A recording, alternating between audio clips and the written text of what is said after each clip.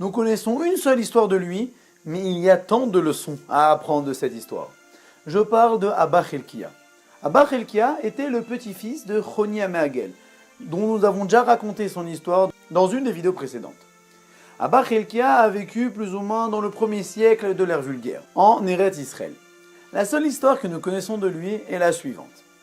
Abba Helkia était connu pour sa piété et sa prière, surtout dans les moments durs où il n'y avait pas de pluie.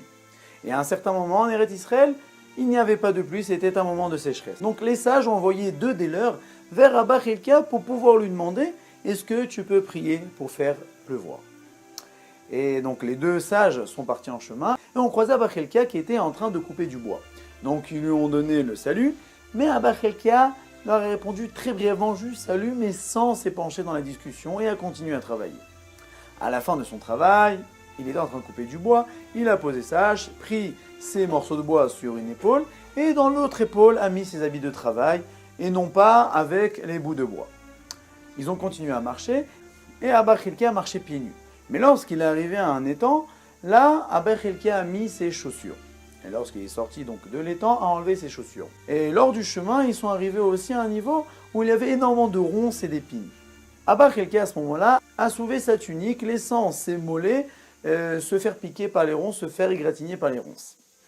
Lorsqu'il arriva enfin chez lui, Abba Helkia s'approcha de chez lui et sa femme l'accueillit avec des très beaux habits et des très beaux bijoux très bien apprêtés. Et lorsqu'il est rentré chez lui avec les 2 sages, d'abord il a fait rentrer sa femme, après lui et après les 2 sages.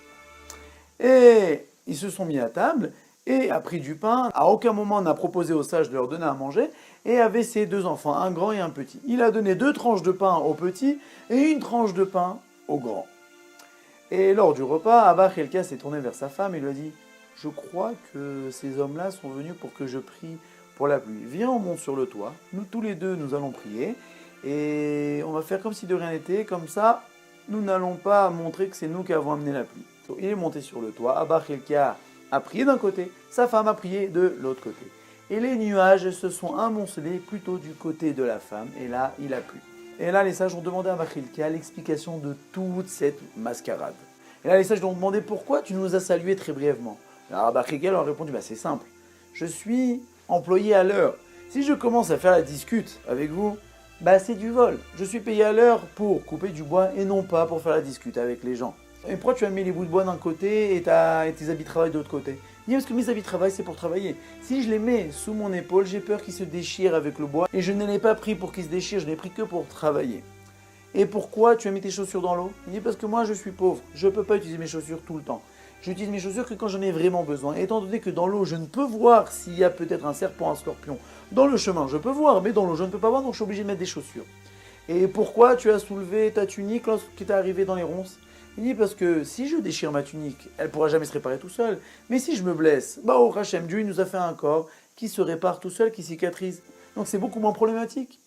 Et pourquoi lorsque nous sommes arrivés, ta femme t'a accueilli avec des si beaux habits, des si beaux bijoux ? Pour la simple raison que si elle s'apprête pour moi, je ne regarderai pas d'autres femmes. Et pourquoi tu as fait rentrer ta femme et toi et que nous après ? Il dit parce que je ne vous connais pas.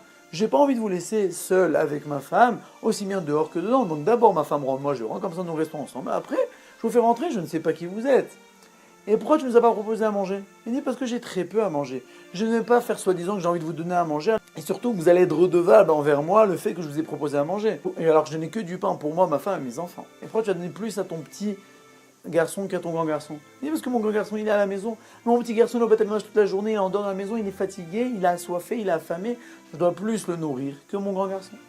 Et dernière question, il dit pourquoi les nuages ils sont amoncelés du côté de sa femme ? Pourquoi en gros ta femme a plus de mérite de faire pleuvoir que toi ? Et là Abba Helkia leur a répondu, c'est simple, c'est grâce au mérite de la charité. Puisque moi quand un pauvre me demande la charité, je suis dans les champs, je suis en train de travailler, j'ai du mal à lui donner tout de suite. Et encore, même si je lui donne la charité c'est de l'argent, mais avec cet argent il faut qu'il s'achète à manger.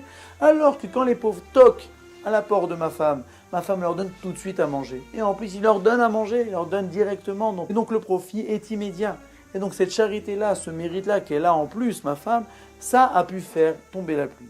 D'après la transmission, Abba Helkia est enterré à côté de son grand-père dans le nord d'Israël. Et les gens d'Israël, lors des moments de sécheresse ou des moments où la pluie se fait rare, ont l'habitude d'aller prier sur la tombe de aussi bien Choni Améagel, aussi bien de Abba Helkia, son petit-fils, qui tous les 2 sont connus pour avoir le mérite de pouvoir amener la pluie.